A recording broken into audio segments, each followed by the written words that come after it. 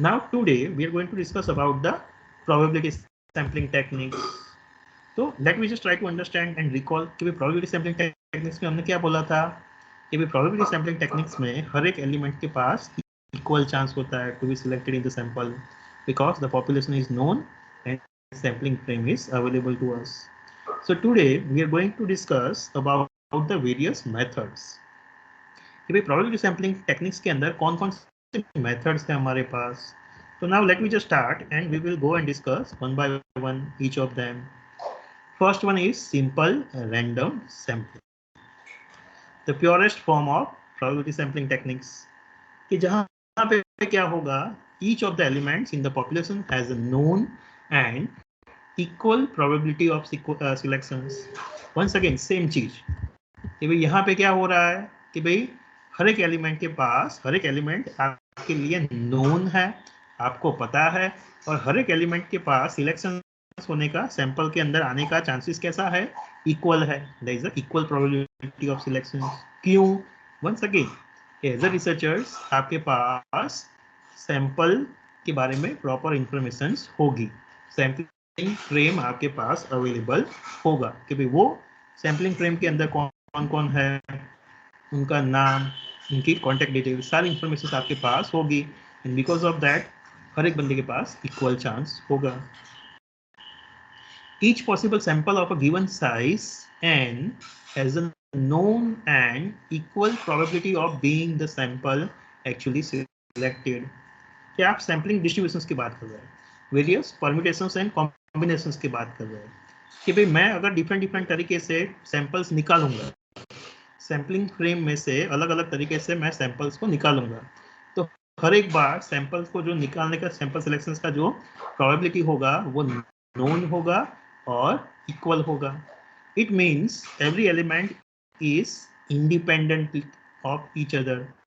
मतलब यहाँ पे ऐसा नहीं होगा कि मिस्टर ए सिलेक्ट होता है because of that mister B select होगा, ऐसा नहीं होगा.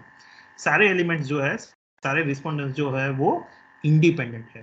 कोई भी बंदा, कोई भी एलिमेंट रैंडमली सैंपल के अंदर सिलेक्ट हो सकता है. तो सैंपलिंग फ्रेम में से कोई भी बंदा सिलेक्ट होगा, सबके पास इक्वल प्रोबेबिलिटी ऑफ सिलेक्शन है. This method is equivalent to a lottery system. कि ये जो मेथड है it is just like a lottery system, कि ये लॉटरी जैसा है कि भाई लॉटरी के अंदर क्या होता है, बहुत सारे लोग होते हैं, बहुत सारे लोगों का नाम होता है वहाँ पे, और उसमें से कोई एक जिसको लॉटरी, जिसका नंबर निकलता है, नाम निकलता है, उसको लॉटरी लगती है. तो उसी तरीके से यहाँ पे भी है कि भाई आपने शायद वो देखा होगा कि भाई फॉर एग्जाम्पल लॉटरी से याद आया कि भाई लॉटरी का एग्जाम्पल देता है कि फॉर एग्जाम्पल हाउसिंग स्कीम्स, कि भाई गवर्नमेंट ने हाउसिंग स्कीम निकाली है और बहुत सारे लोगों ने उसमें अप्लाई किया है. कि for example government 1 lakh house देने वाली है, उसके सामने 5 लाख लोगों ने अप्लाई किया है कि भाई हमें हाउस चाहिए. तो 5 लाख लोगों का नाम, उनकी पूरी डिटेल्स वहाँ पे सिस्टम में होगी. तो ये हमारा सैम्पलिंग फ्रेम हो गया कि भाई 5 लाख एप्लीकेंट्स है. फिर वहाँ पे क्या होगा कि फॉर एग्जाम्पल हमने कंटेनर में सारे लोगों के नाम लिख के वो कंटेनर में डाल दिए, फिर उसको घुमाया, सेकंड किया, और उसमें से 1 बाय 1 हम रैंडमली चीट निकालते हैं. जो बंदे का नाम आता है उसको अनाउंस करते हैं, उसको घर अलॉट होता है. और इवन कंप्यूटराइज हो सकता है, तो ये कंप्यूटर के अंदर सारे 5 लाख लोगों का नाम होगा, computer system software randomly 1 lakh लोगों का नाम निकाल के आपको लिस्ट देगा. It is just like a lottery system. तो उसी हिसाब से ये पर्टिकुलर मेथड में भी हम सैंपल को उसी तरीके से सिलेक्ट करते हैं. यहाँ पे फॉर एग्जांपल कि भाई सेम एग्जांपल कि being a researcher I want to study the youth attitude towards the mobile, वो मेरे को समझना है.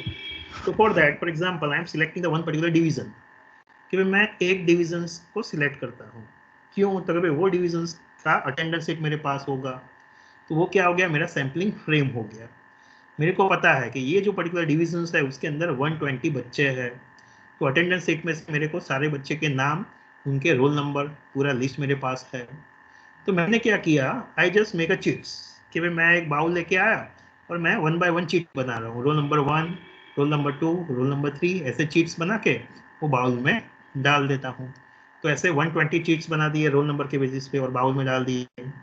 फिर मैं क्या करूँगा, वो बाउल को सेक्स करूँगा और सेकंड किया, उसको घुमाया, और फिर 1 बाय 1 फॉर एग्जांपल मेरे को 20 बच्चों को सिलेक्ट करना, तो मैं उसमें से रैंडमली 20 चीट्स निकालूंगा, जो बच्चे का रोल नंबर निकलेगा वो बच्चा आएगा और मेरा क्वेश्चनर फिलअप करेगा।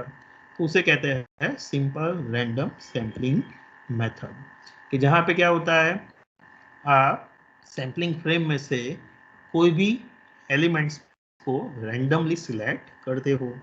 एक और एग्जांपल आप यहाँ पे लिख सकते हो, फॉर एग्जांपल एयरलाइंस, कि भाई आप एक एयरलाइंस के अंदर मैनेजर हो और आपको सर्वे करना है कि भाई आपकी एयरलाइंस के जो कस्टमर्स है वो सेटिस्फाइड है या डिससेटिस्फाइड है, आपको सर्वे करना है। तो आप सिंपल रैंडम से लोगों को सिलेक्ट करना चाहते हो। तो आपने क्या किया कि फॉर एग्जांपल वो दिन पे 10 प्लेन आपकी कंपनी के वो एयरपोर्ट पे लैंड होने वाले थे, तो आपने सारे 10 चीट्स बना दिया, हर एक चीट में हर एक प्लेन का नाम लिख दिया। फिर आपने वो 10 चीट्स को बाउल में डाला, उसको घुमाया, उसमें से एक चीट फॉर एग्जांपल निकाला, और वो जो प्लेन का नंबर निकलेगा, अभी वो प्लेन आएगा, तो उसमें से जो कस्टमर्स बाहर आएंगे तो उसको आप रोकोगे और उनको रिक्वेस्ट करोगे कि भाई हम कस्टमर सेटिस्फेक्शन सर्वे कर रहे हैं, आप उसमें पार्टिसिपेट होंगे। तो जो लोग पार्टिसिपेट होते हैं उनसे आप क्वेश्चनर फिलअप करवाओगे। तो ये पर्टिकुलर मेथड को कहेंगे हम simple random sampling method. Advantage की बात करें तो this method is quite easy to understand, easy to implement. पर डिफिकल्टीज क्या होगी कि सैम्पलिंग फ्रेम हर बार अवेलेबल होगा नहीं होगा, और इवन एज्यूम करो कि भाई सैम्पलिंग फ्रेम आपने किया, रेंडमली आपने सिलेक्ट किया, बट तो सारे एलिमेंट्स एक जगह पे नहीं है, तो आपको हर एक बार डिफरेंट जगह पे जाना पड़ेगा उनसे डेटा कलेक्ट करने के लिए, तो आपका टाइम पैसा वहाँ पे ज़्यादा स्पेंड होगा।